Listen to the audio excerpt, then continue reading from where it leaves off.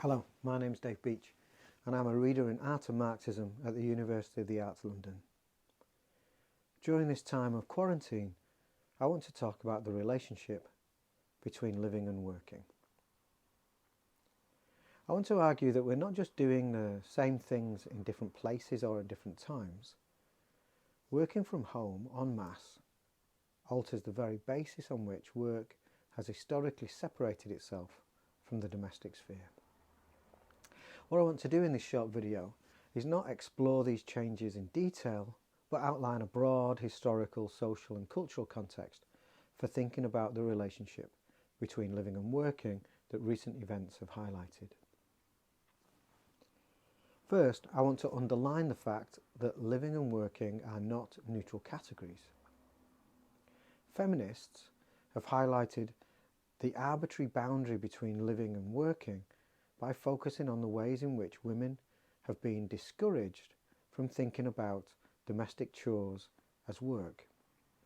Eva Kolozinska, for instance, observed in the 1970s that when the housewife was asked whether she worked, she was supposed to answer no. Silvia Federici argues that the unwaged condition of housework has been the most powerful weapon in reinforcing the common assumption that housework is not work. The division between living and working is not neutral, therefore, because certain kinds of work have not been included within the category of work but pushed out into the category of living. Struggles over the working day are concerned primarily with the ratio of work to life, whereas the feminist politics of domestic labour is concerned primarily with contending the boundary between living and working. One way of contending the boundary between living and working that has been very popular amongst activists in recent years is the demand for the complete abolition of work. Nick Cernicek and Alex Williams, for instance, argue that we should welcome automation and the threat it poses to jobs in order to secure a future of universal worklessness. Cernicek and Williams put their faith in robotisation, automation, AI, smart technologies and the Internet of Things to liberate humanity from the drudgery of work. A less optimistic picture of the relationship between technology and work today emerges from debates in recent years on the rise of the 24/7 worker. As Mark Fisher pointed out, work now colonises weekends, late evenings, even our dreams. And while Fordism left the weekends and leisure time alone, today, Fisher argued, it is clear that most political struggles at the moment amount to a war over time. Following this, I want to say that the relationship between living and working is a struggle over time. The great critical theorist Moishe Pastoni built his understanding of capitalism on the transformation of the concept of time. When mechanical timekeeping devices first organised social life according to uniform, continuous, homogeneous empty time, all activity began to resemble the machine in being disciplined, regulated and choreographed. Activity was remoulded in the image of abstract time.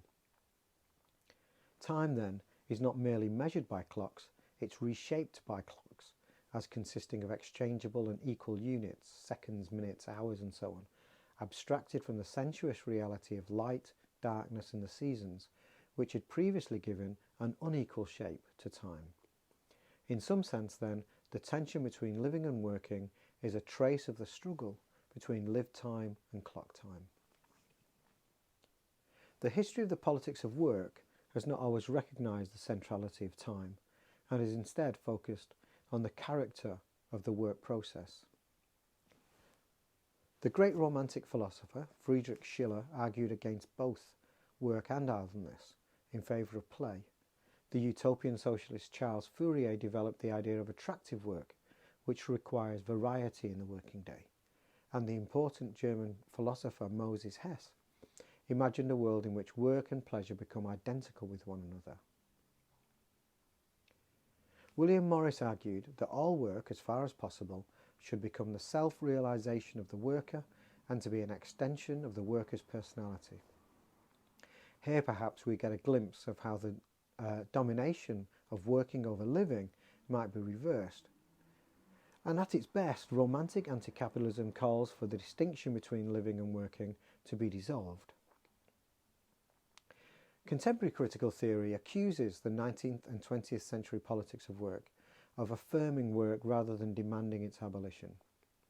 Here, the politics of work splits in two, between the emancipation through work and the emancipation from work.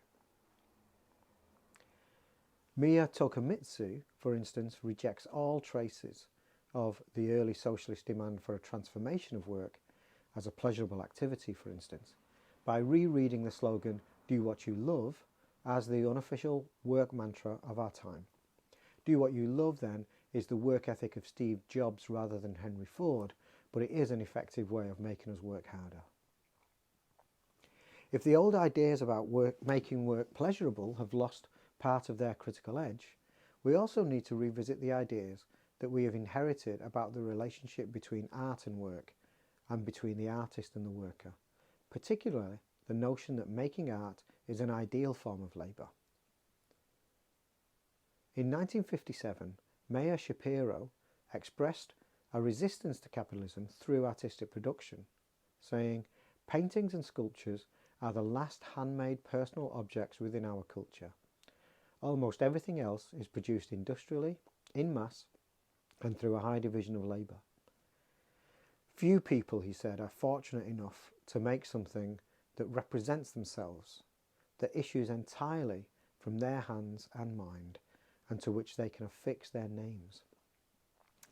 This image of the artist is no longer quite as distinct from the way that managers talk about their employees. However, the more important problem for me is that it depicts the artist as a special kind of unwaged producer, and therefore does not disclose the operations of privilege in the practice of artistic freedom. Artists, I would say, are not special creatures, but occupy a special place within the social division of labour. It's reasonable that these types of work have served as shorthand for diverse projects of personal and social transformation. But the division between living and working is not cancelled by working in a particular way, whether we think of this as taking pleasure in work or working aesthetically or working in a way that realises our personality in our products. Historically, art has been elevated over paid work, whereas domestic labour was relegated beneath proper work. This is why they offer different solutions to the problem of work. And both art and domestic labour represent different conceptions of what we might mean by living. Now, let's consider rest, play, leisure, idleness, laziness, and so on. It seems natural to orient the struggle between living and working around these forms of non-work, because they take place normally in the evenings or weekends, or they're enjoyed unofficially during work time itself as little acts of escape from work by the worker. Seen in isolation as acts of not working, these moments of rest and relaxation seem to be more promising than art and domestic labour, but their problematic nature emerges when we see the broader picture. Briefly put, every act of leisure and play depends on the work of others. In some cases, this is direct, such as enjoying a meal which is being cooked by somebody else, a friend or a professional chef, for instance. In other cases, the dependence on others is more indirect. Watching TV, reading a novel, playing the guitar, sitting on the sofa, walking through the countryside, and so on. All of these are impossible without the work of others. Therefore, since all forms of rest and leisure depend on the work of others, we cannot affirm these examples of non-work as the solution to the problem of living over working. For some anti-work activists, the goal of the struggle between living and working is to spread the weekend across the whole week. This sounds appealing until you remember that domestic labour never stopped on these rest days. Proposing household robots do all the chores, I would argue, simply affirms the experience of the wage labourer at rest, or invites the domestic worker to enjoy the same kinds of rest as the wage labourer at the weekend. I want to suggest something different. Having robots do all the unpleasant and boring work is not a recipe for happiness and well-being, although that can seem like exactly what we want when we're overworked, exhausted and stressed. If work cannot be abolished, only allocated to lesser beings, then part of the problem, it seems to me, is our negative perception of work, especially drudgery, toil and manual work. Almost the entire history of scholarship about work, from aristocratic, noble and bourgeois thinkers, has treated it as subhuman.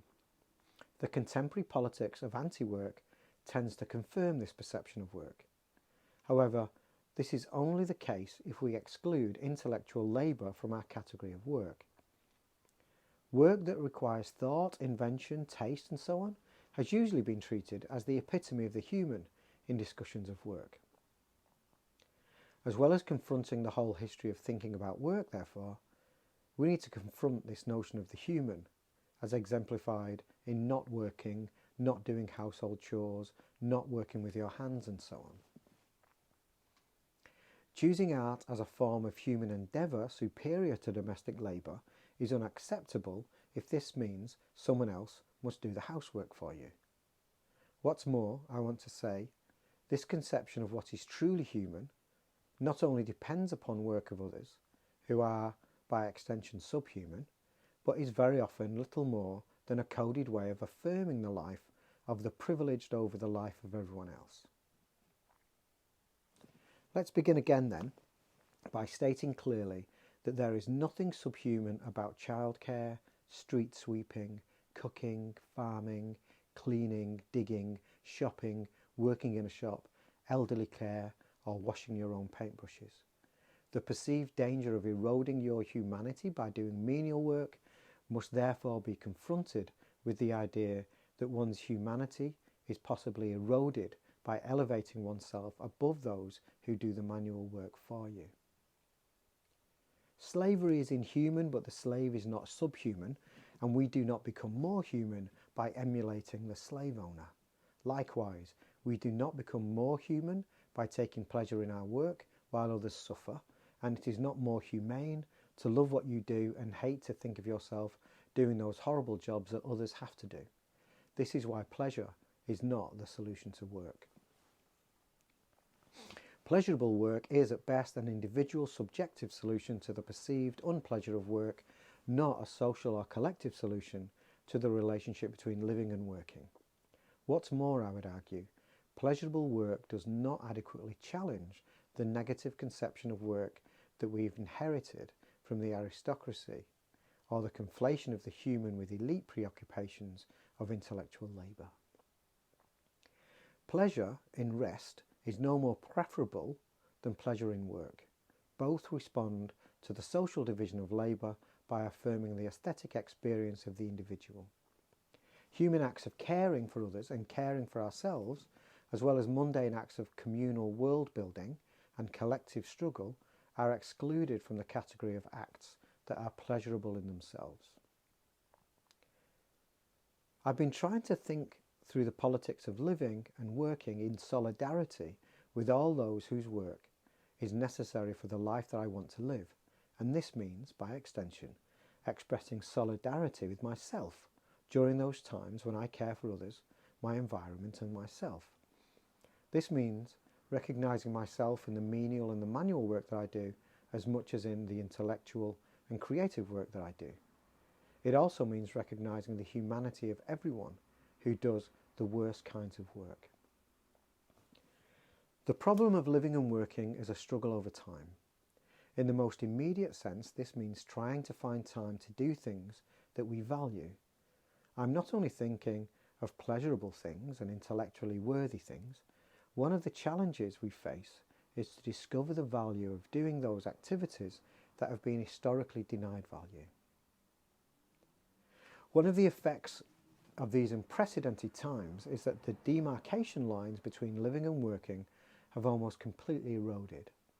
For many of us, this is experienced primarily as a rise in tensions between living and working, which have become more intense and more frequent. However, we have an opportunity in this moment to learn how to live better by testing out how living and working can be reimagined.